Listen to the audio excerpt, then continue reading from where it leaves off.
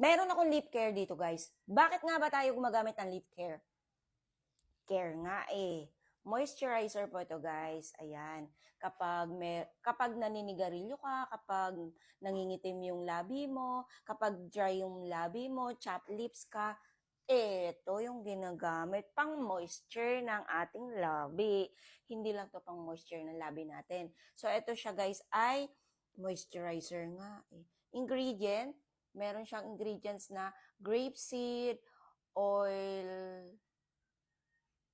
may shea butter, cocoa butter, tapos may marami pang iba. Basahin nyo na lang. Hindi ko na mabasa eh. So, ito ngayon siya, guys. I-try natin to.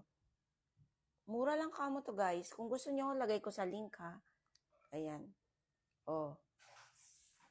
Gamit na. Tapos, meron siya salamin dyan para pag nasa labas ka, may salamin ka. 'Di ba? So, ito ngayon, guys. The best to. Apply na tayo. Okay? Kunti lang na ilagay ko, pero tignan nyo naman.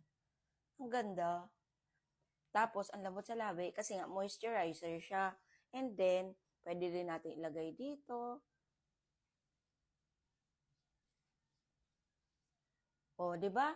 Isang tuldok lang ganun. Isang dot-dot lang. Oh. Uy, nasobrahan sa kabila. Tignan nyo. Parang kinagat ng langgam. Dagdagan natin. Ang bango. Diba? Ang bango. Sa totoo lang, guys, sa kapatid ko to, hiniram ko dahil nagustuhan ko wala, review ko yan. Yun. So, eto nga. Mabango. Ayun, oh. Tapos, pwede din dito. Hoy, dami niyang ginagawa sa ating mukha. Bukod sa nakakatulong siya sa labi natin, so eto pa, oh. San ka pa, guys? Ang ganda.